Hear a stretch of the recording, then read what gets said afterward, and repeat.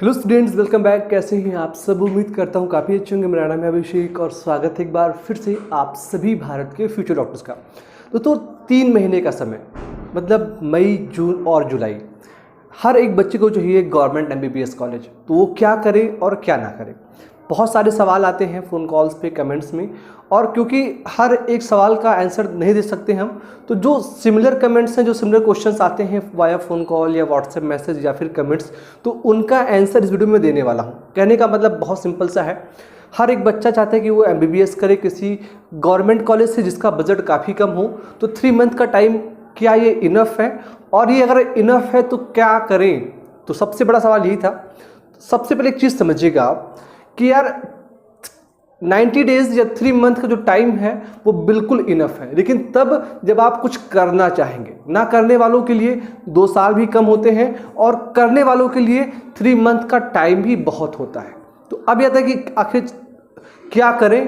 तो एक सिंपल सा स्टेप है यार, पढ़ना पढ़ना और पढ़ना। इसके अलावा कोई शॉर्टकट नहीं है जीवन में, और मैं चाहता हूं कि आप शॉर्टकट के पीछे भागे भी नहीं। देखिए, यूट्यूब पे बहुत सारे एजुकेटर्स हैं जो आपको ट्रिक्स बताते हैं, लेकिन मैं बता दूं कि कोई भी यूट्यूबर एग्जाम देने नहीं जाता है। एग्जाम आपको देना है तो रिस्पॉन्सिबिलिटी भी आपको सेल्फ से लेनी पड़ेगी।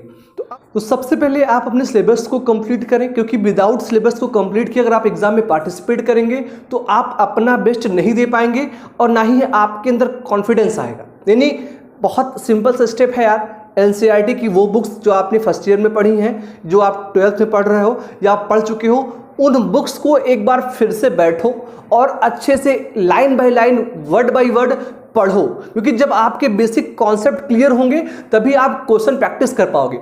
जब आपका एनसीईआरटी कंप्लीट हो जाए फिर आप किसी रेफर बुक को अगर पढ़ना चाहो तो पढ़ो, अदरवाइज आप चीज़ों को रिवाइज कर नंबर आप क्वेश्चन प्रैक्टिस करो। बिकॉज अगर आप क्वेश्चन प्रैक्टिस नहीं करोगे तो फिर एग्जाम में आपको सब कुछ होने के बावजूद आप अच्छा स्कोर नहीं कर पाओगे। क्योंकि बहुत से बच्चे हैं जो 4 साल 5 साल प्रिपरेशन करते हैं, उनके बेसिक कॉन्सेप्ट बिल्कुल क्लियर है, लेकिन वो क्वेश्चन प्रैक्टिस नहीं कर पाते हैं। क्वेश्चन तभी लगेंगे जब आप प्रैक्टिस करोगे। विदाउट प्रैक्टिस के क्वेश्चन सॉल्व नहीं होते हैं। अब आपके पास बहुत सारे ऑप्शंस हैं, क्योंकि आप चाहो तो अरिहंत की ले लो, एमटीजी की ले लो, या जो अदर पब्लिकेशन है जो कि प्रीवियस क्वेश्चन पेपर प्रोवाइड कराते हैं, उन क्वेश्चन पेपर को आप अरेंज कर 1 बार 2 बार 3 बार लगाओ। कम से कम 10 से 15 साल के पेपर को रिवाइज करो। स्टार्टिंग में स्पीड कम रहेगी, एक्यूरेसी कम रहेगी, क्वेश्चंस कम लगेंगे, लेकिन जब आप वही चीज 2-3 बार प्रैक्टिस करोगे ना तो क्वेश्चंस रिपीट होते रहेंगे, सेम फार्मूले पे, सेम कॉन्सेप्ट पे आप सॉल्व करते रहोगे। इससे से आपकी स्पीड भी बनेगी, एक्यूरेसी भी बनेगी और आपको कॉन्फिडेंस आएगा। जिस दिन आपको कॉन्फिडेंस मिल गया कि आप सभी न्यूमेरिकल्स को सॉल्व कर लेते हो बिना कोई प्रॉब्लम के, तो आप अपने एग्जाम से पहले ही मानसिक रूप से स्ट्रांग हो जाओगे। और जब आप मानसिक स्ट्रांग हो जाओगे तो आप इजी वे में जो है एग्जाम में अच्छा स्कोर कर पाओगे। तो कहने का मतलब बहुत सिंपल सा यार, शॉर्टकट से ज्यादा बचिए, अपने कंप्लीट सिलेबस को पढ़िए, नंबर आप क्वेश्चन प्रैक्टिस करिए, और जो ये टेंशन दुनियादारी है सबको भूलिए। सोचिए कि हमको एमबीबीएस करके जल्दी से आकर डॉक्टर बनना है, और जो समाज में महामारी फैल रही है, जो अदर प्रॉब्लम्स हैं, उनका सोल्यूशन देना है, लोगों को बचाना है कि वो सेफ रहे। तो इसी सोच के साथ अगर आप पढ़ेंगे, अपने आप को फ्यूचर डॉक्टर मान के चलेंगे, तो मंजिल आपको जरूर मिलेगी।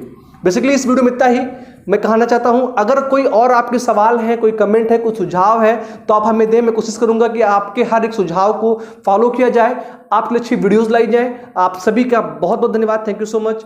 जय हिंद, वंदे मातरम।